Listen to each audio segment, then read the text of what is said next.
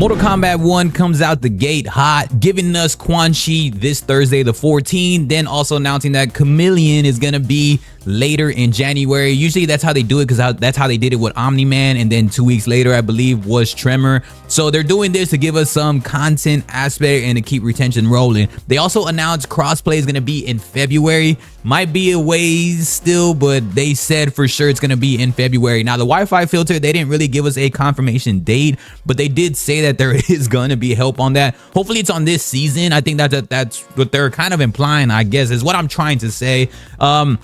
They did say that they're adding more moves to characters post-launch also, which is a huge thing for us because, again, the more moves, the merrier, the more creativity. I feel that leaning too much on broken characters and stuff really lacks creativity in this game. I, for one, like to do kind of the pretty combos, but I also care for combos with damage and the meta to win, especially like when you go to Demigod forward in Combat League. It's gotten a lot harder. I'm not able to use my creativity anymore. I basically have to go to whatever's in the meta, and it kind of sucks. So I'm glad they're adding more moves to characters now. They did imply this post-launch, and I know a lot of people were kind of pissed during the stream. They were just thinking that it's more like a live stream type game like Fortnite or something, where they're just going to give us updates post-launch and they're releasing games that are not finished anymore. I know a lot of people's opinions on that have been crazy.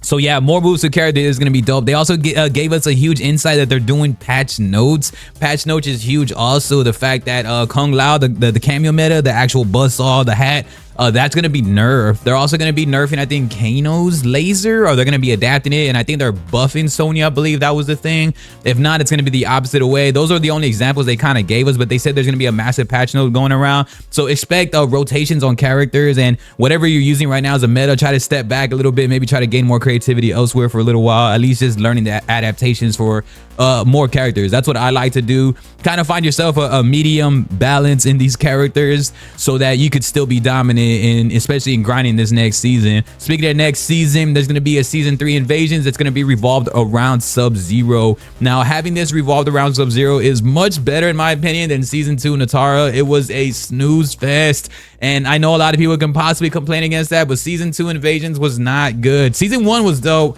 with Scorpion. Season 2, I felt like that could have been more of an October aspect, but they kind of overviewed with that, with the Scorpion leewaying into October. So I think the Natara one, the whole vampire aspect, that could have been a great October.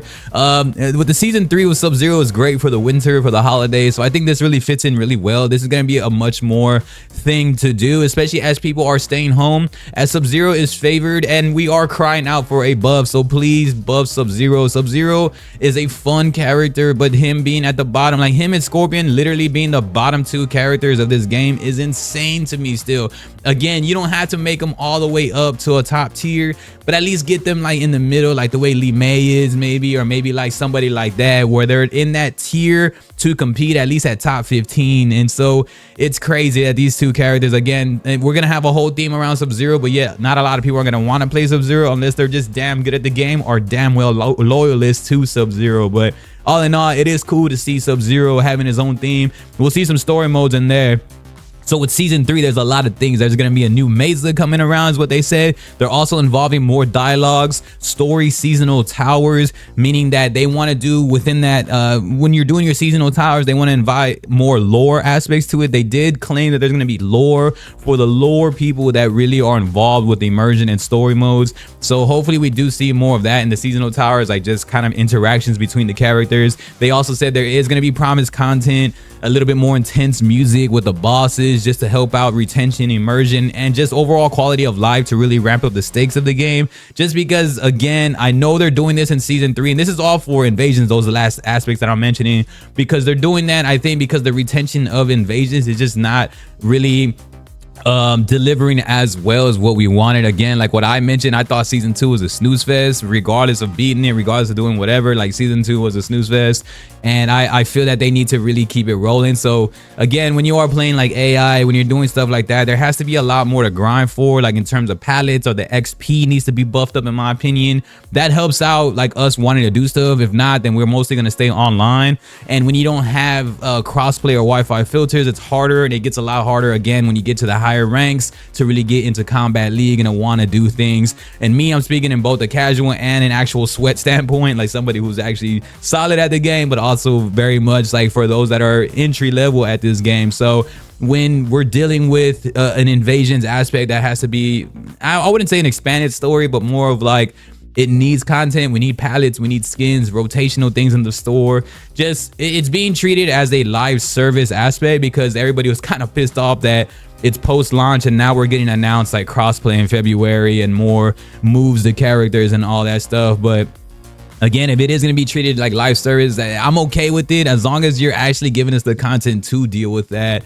And so hopefully they keep really just extending their hand on that. So I like that with the new Mesa, more dialogues, more story, more content, music, bosses, etc. That's going to be cool. Hopefully they have some dope stuff going on. Hopefully everybody gets their own mini version of like Sub-Zero skins because I don't know. I just think that that's cool, man. I think that it's cool to really see you know, kind of like, I know I said this in my previous video also, that it's cool to see that, like kind of like the Saiyan armors, like what Dragon Ball Z uses. You could see how everybody's in a hyperbolic time chamber, they get their own version of a Saiyan armor. So it'll probably be cool to have everyone have like kind of in invasions get their own version of a Sub-Zero armor. I think that would be cool. Maybe some ice like type arms extensions that you can get just for the seasonal rotation, and so we can use that whenever we feel like, just to let people know like, hey, we grinded out this. I think that'll be cool to kind of be our own variation of like a Lin Kuei. Like if you see, like I know I mentioned Li Mei earlier, like Li Mei getting her own skin would be dope, but like if she would actually be teaming up with like Lin Kuei, that'd be cool.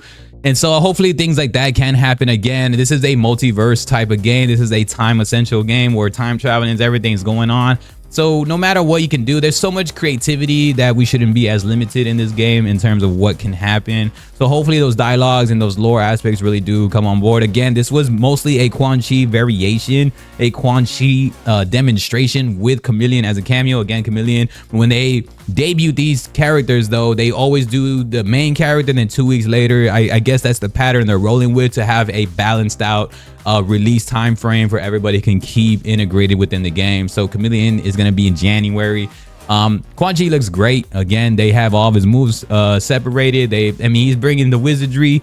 He's bringing in that he looks like kind of Rain on steroids, I guess you can say. Like he just looks, he has his own unique credibility for that, but he does look like a Rain on steroids. So a lot of portal aspects, his magic, a lot of cool stuff, and it just looks very vibrant. Again, I wish Quan Chi would have released it like around the Halloween time. I think that would have been really fun for that. So I think they missed the mark a lot during that Halloween time, but it's all good because Quan Chi does look dope. Chameleon looks phenomenal, and how she really knocks out everything is cool. The cameo is more of like a random structure versus like a Tremor, where it's like a 3 dynamic variation of Melina Jade Katana, but she has different fatalities, and I think there's random associations of times. There's 3 different grabs also, so I think that that's pretty cool too. I think that's gonna look cool for a viewership standpoint, just to see different creativity and combos, and I think that that helps out a lot, especially with some of the 3 famous women in Mortal Kombat. You know, that's what we like. That's why we always admire this for Chameleon, because she's gonna have like the, you know, the echelon of the females in Mortal Kombat.